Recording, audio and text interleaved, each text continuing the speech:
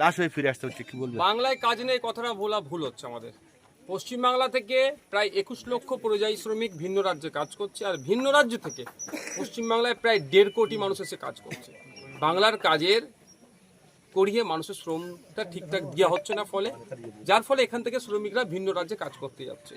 গত বছরে খেয়াল আছে উড়িষ্যাতে একটা ট্রেন দুর্ঘটনা ঘটেছিল, বাংলার অনেক শ্রমিক ওখানে মারা গিয়েছিল। কি করতে তারা যাচ্ছিল? তামিলনাড়ুতে যাচ্ছিল ধান বপন করতে। তাহলে বাংলায় কাজের যে শ্রমের ঠিকঠাক দাম দেওয়া হচ্ছে না। দুর্ভাগ্যের বিষয় আপনাদের বলি, এখন পর্যন্ত আমি জানতে ইচ্ছা করছে মিডিয়ার মাধ্যমে, আমি জানতে চাই যে শ্রম দপ্তর এই এই ঘটনার বিরুদ্ধে কি অ্যাকশন নিয়েছে। রাজ্যের পক্ষ থেকে প্রশাসনের কোনো টিম কি হরিয়ানাতে এখনো গিয়েছে তদারকি করার জন্য? আমি আরো জানতে চাই এই কেসটা হবে, এই কেসের তদারকি করার জন্য যে আর্থিক যে অর্থটা খরচ হবে সেটা কি সরকার বহন করবে? কারণ আফরাজুলের কথা ভুলে যাচ্ছি না, বাঁকুড়ার হেমন্তর কথা আমরা ভুলে যাচ্ছি না। কেরলেতে বাঁকুড়ার হেমন্তকে পিটিয়ে মেরেছিল। আমরা খোঁজ নিয়েছি আফরাজুল থেকে শুরু করে বিভিন্ন ক্ষেত্রে। অনেক সময় অনেকে মায়া কান্না কাঁদে, কিন্তু মামলাটা দিনের শেষে আফরাজুলের পরিবারকেই লড়তে হচ্ছে, হেমন্তর পরিবারকেই লড়তে হচ্ছে। তো এই মামলা লড়ার খরচটা কে দেবে? আমি শুনলাম, তা পেপারের মাধ্যমে জানতে পেরেছি 3 লাখ না কত টাকা দিচ্ছে। এটা কি সরকারি অনুদান না কোনো পার্টির বা কোনো ব্যক্তি অনুদান? আমরা চাই সরকার কি পদক্ষেপ নিচ্ছে। কারণ ওয়েস্ট বেঙ্গলের শ্রমিকরা ভিন্ন রাজ্যে গিয়ে আক্রান্ত হচ্ছে, মাইগ্রেন্ট লেবারে আক্রান্ত হচ্ছে। আমি বিধানসভায় আওয়াজ তুলেছিলাম, সেই জন্য মাইগ্রেন্ট লেবারদের জন্য আপনার বোর্ড আলাদা তৈরি হলো। সেই বোর্ডের ভূমিকা কি? উড়িষ্যা, মহারাষ্ট্র, উত্তরপ্রদেশ, কর্ণাটকা বিভিন্ন জায়গায় যেভাবে শ্রমিকরা আক্রান্ত হচ্ছে, এই সমাধান তাদেরকে দেখতে পাচ্ছি না। শুধু লাশের কাছে এসে একটা দুটো ছবি তুলতে দেখতে পাচ্ছি। বোর্ড নিয়ে হবেটা কি?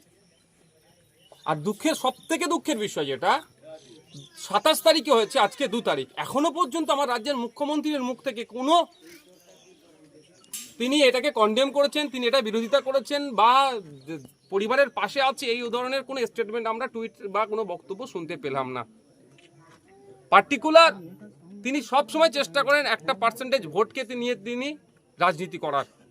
সেই সমাজের পক্ষ থেকে যখন একজন মারা যাচ্ছে, সেই আমি যে কোনো নাগরিকের ক্ষেত্রে বলবো মুখ্যমন্ত্রী এই বিষয়ে কন্ডেম করার দরকার ছিল।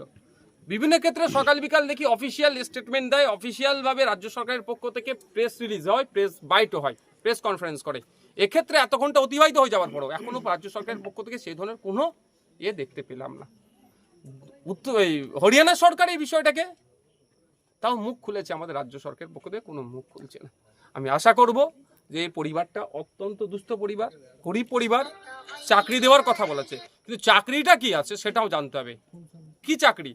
ফুল টাইম দেবে কি পার্ট টাইম দেবেন কি সাময়িকভাবে দেবেন অস্থায়ী দেবেন সেটাও ডিসক্লোজ করা দরকার পাবলিক ডোমেইনে। আর ক্ষতিপূরণটা সরকারিভাবে দেওয়া হোক। হরিয়ানার মুখ্যমন্ত্রী, আপনি হরিয়ানার মুখ্যমন্ত্রীর কথা বললেন, সেই জন্য বলছি হরিয়ানার মুখ্যমন্ত্রী বলছেন যে কোই আগার গাই খায়গা তো मैं उसको रोक नहीं पाऊंगा। ঠিক, ওখানকার আইন আছে বলে উনি বলছেন, ওখানকার আইন আছে বলে উনি বলতে পারছেন। কিন্তু হরিয়ানার মুখ্যমন্ত্রী এটাও জানেন ভালো করে, যারা অ্যারেস্ট হয়েছে 7 জন মতো, তাদেরকে অ্যারেস্ট হয়েছে, হরিয়ানাতে অলরেডি গাই খাওয়া ব্যান আছে। স্বাভাবিকভাবে অনেক কেউ খাবে না। আর আপনাদের বলে রাখি, মাত্র 5% মুসলিম হরিয়ানাতে বসবাস করে, খাওয়ার কোনো প্রশ্নই আসছে না। অভিযোগ তুলে হত্যা করা হলো, যেমন পেলুকে হয়েছিল, পেলু খানকে অভিযোগ ছিল, আকলাকের অভিযোগ ছিল কি, আকলাককে যে পিটিয়ে হত্যা করা হলো যে ফ্রিজে নাকি গোমাংস আছে, কিন্তু পরবর্তীতে কি প্রমাণ হয়েছিল? ওই ধরনের কিছু ছিল না। এক্ষেত্রেও পরিবারের লোকজনের সাথে আপনি কথা বলুন, এই ধরনের কোনো ওদের কোনো গোমাংস কোনো রান্নাই হয়নি, কারণ ওখানে পাওয়াই যায় না। তো কিভাবে পাবে? ওখানে গোমাংস পাওয়া যায় না, তো গোমাংস ব্যান, ওখানে পাওয়া কিভাবে? শুধুমাত্র খোঁজ নিয়ে দেখুন, এর ভিতরে একটা গভীর ষড়যন্ত্র কাজ করছে। সামনে হরিয়ানাতে ইলেকশন আছে, কোনো এক রাজনৈতিক দলের যারা শাসকে আছে তাদের অসুবিধা হচ্ছে, তাই বাইনারি পলিটিক্স আবার তৈরি করতে হবে, এই করছে আর আমাদের মধ্যে বিভেদ তৈরি করছে। আমরা দেখছি আমাদের রাজ্যে পশ্চিমবাংলায় একটি রাজনৈতিক দল রয়েছে, তারা আরজি কল নিয়ে রানী রাসমণি রোডের জরিনা পার্কের ওখানে মঞ্চ তৈরি করেছে। তারা বিভিন্ন জায়গায় পশ্চিমবাংলায় কিছু ঘটলেই তারা ঝাঁপিয়ে পড়ছে। কিন্তু মুদির লোকসভা কেন্দ্র বারাণসীতে স্কুল ছাত্রীকে ধর্ষণ করেছিল আর বিজেপি আইটি সেলের 2 জন, তারা 7 মাস পরে জামিন পেয়েছে, মালা পরিয়েছে। তখন ব্যাপারটা হচ্ছে এটাই দুর্ভাগ্যের বিষয় যে আমাদেরকে কারা স্লোগান দিচ্ছে বেটি পড়াও বেটি বাঁচাও। কারা স্লোগান দিচ্ছে? তাদের হাতে মহিলারা সুরক্ষিত নয়। গুজরাটে বিলকিস বানুর ক্ষেত্রে যারা গণধর্ষণের শিকার হয়েছিল বিলকিস বানু, তারা জামিন একবার পাইয়ে মানে তাদেরকে খালাস করে দিয়েছিল, তাদেরকে এই আপনার মালা পরিয়ে অভ্যর্থনা জানাচ্ছে। এটা কোনোভাবেই বাংলার মায়েরা বোনেরা মেনে নেবে না, কোনোভাবে এটাকে মেনে নেওয়া যায় না। উত্তরপ্রদেশে যে ঘটনা ঘটেছে কোনোভাবেই মেনে নেওয়া যায় না। মানে প্রত্যেকের বাড়ি হয়তো আমাদের মহিলা সদস্য আছে, কি হিন্দু কি মুসলমান এখানে কোনো ফারাক নাই, আমাদের প্রত্যেকের বাড়িতে মহিলারা আছে। আমাদের দরকার প্রত্যেকের বাড়ির মহিলা সুরক্ষিত থাকবে কি করে, এই ডিমান্ড নিয়ে আমাদের লড়াই। আর যারা বিভিন্নভাবে ওই উত্তরপ্রদেশ হলে দেখতে পায় না, ওয়েস্ট বেঙ্গল হলে দেখতে পায়, আপনার উড়িষ্যা হলে দেখতে পায় না, অন্য জায়গায় হলে দেখতে পায়, তাদের প্রশ্ন আসছে না, তাদেরকে সমাজ রিজেক্ট করছে।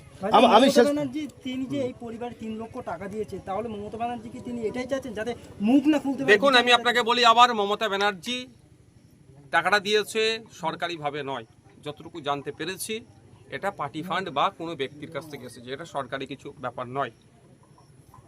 এটাকে ভালো করে পয়েন্টটা নোট করে রাখুন, এটা আমাদের গুলিয়ে দেওয়া হচ্ছে। আর একটা কোনো মৃত্যুর বা কোনো দুর্ঘটনার ক্ষতিপূরণ দিয়ে সমাধান হয় না, এটা সকলেই জানি। তারপরে ইনস্ট্যান্ট একটা ঘোষণা করেছে। আমরা চাইবো সরকারের পক্ষ থেকে কি ঘোষণা হচ্ছে, তার থেকে বড় কথা হচ্ছে সরকার এই কেসটাকে নিয়ে তদারকি করবে কি করবে না, এটা জানতে হবে।